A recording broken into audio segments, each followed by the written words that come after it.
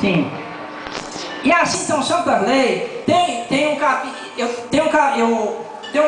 aí que eu falo muito sobre o meio ambiente, que eu acho muito importante o meio ambiente. É como dizer, a qual custo no momento é muito debatido o meio ambiente no Brasil e no mundo.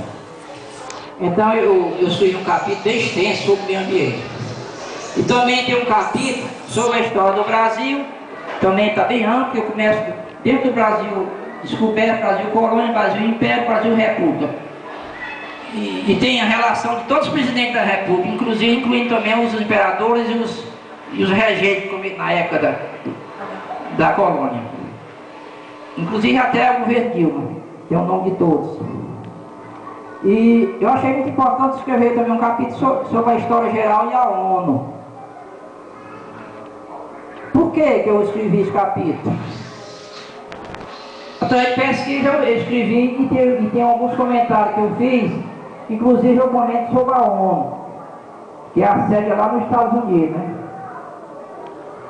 Então eu dou uma sugestão, que a ONU deve ser em território independente, não nos Estados Unidos, para não ter influência dos Estados Unidos nem outro país, deve ser um território independente.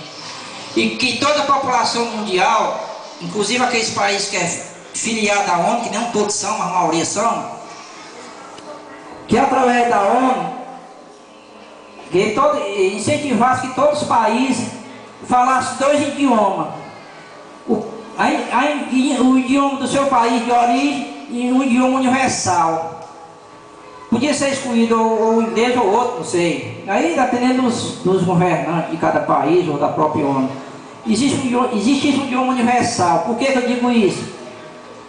Para todos os países do mundo se entender, haver um intercâmbio cultural e comercial, para melhor se entender. Porque eu tenho experiência comigo. Eu falo o português, nem falo nem ele muito correto. E quem estiver falando inglês perto de mim, eu não vou entender nada. Eu falo, ele está falando com um cachorro da latina, para mim é a mesma coisa. Eu não vou entender nada do que ele está dizendo. E assim são muitos. Eu sou uma pessoa, como dizer, fiz faculdade, mas não vou negar, eu não sei inglês não.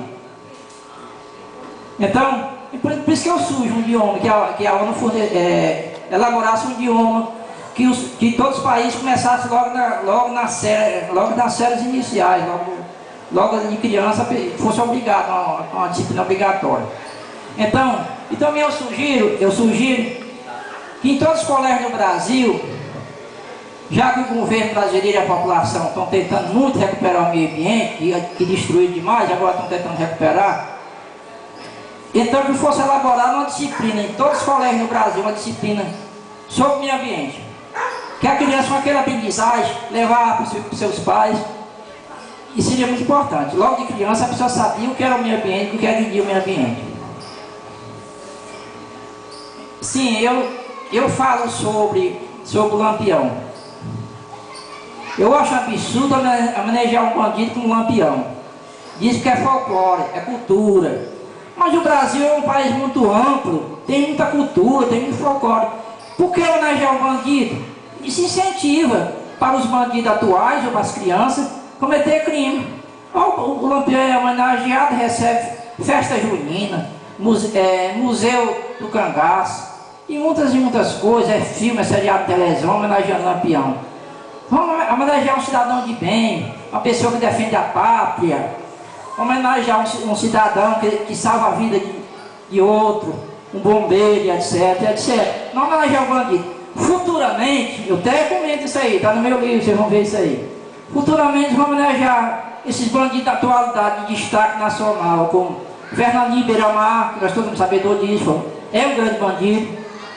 O que praticou o furto do Banco Central de Fortaleza, é o alemão, que é um dos líderes. Inclusive já tem até filme homenageando ele, já tem filme, eu já vi um filme. Passar assim a propaganda na televisão, que eu mesmo não assisti não. Foi um furto que ficou na história.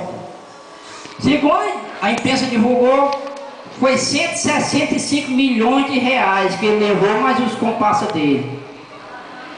Foi uma tecnologia de ponta que eles usaram. Fizeram um túnel de 80 metros de comprimento. Exatamente no final do túnel, saiu exatamente na boca do cofre do Banco Central. Isso não é qualquer um bobo que faz um túnel desse não. Isso não é qualquer um serrente pedreiro que faz não.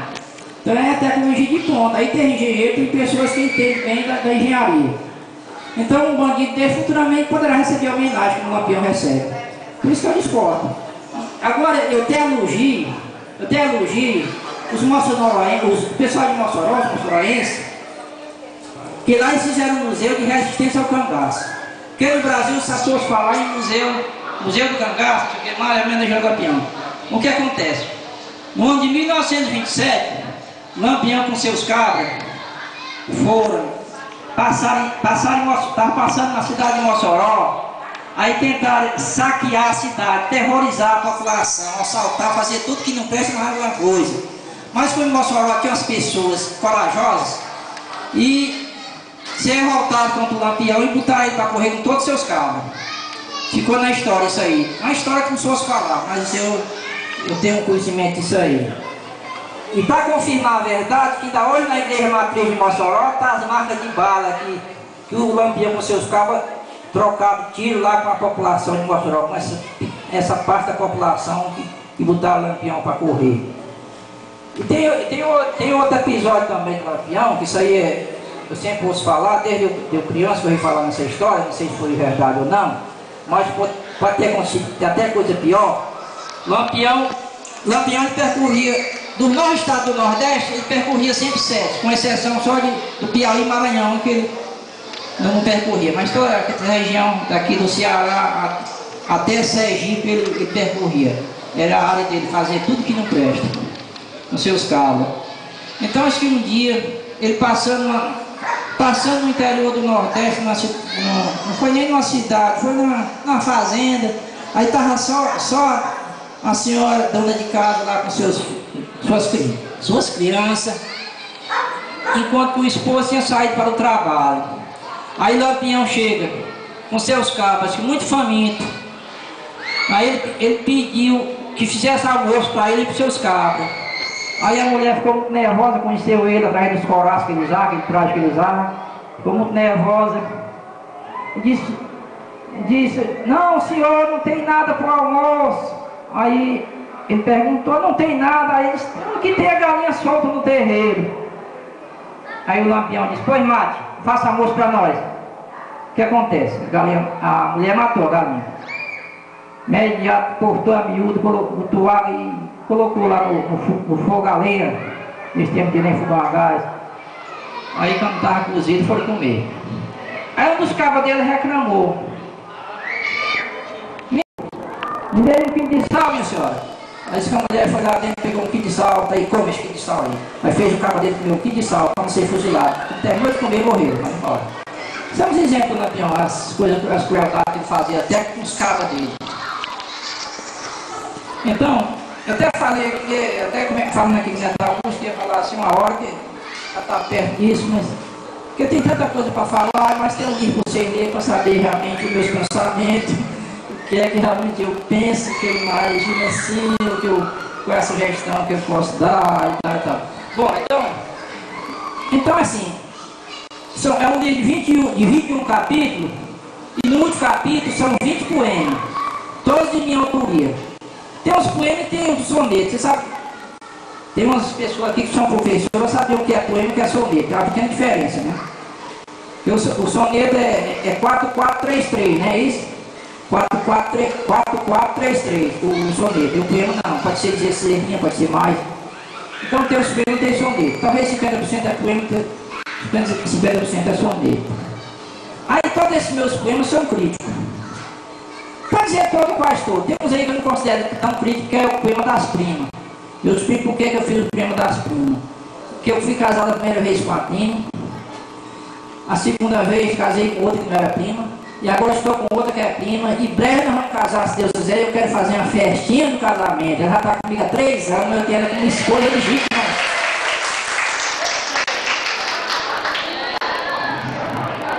Entendeu?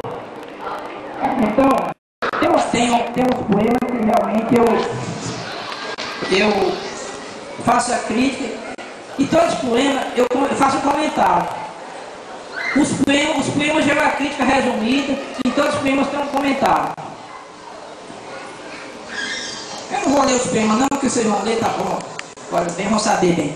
Agora só que, para encerrar aqui, eu tenho que agradecer meus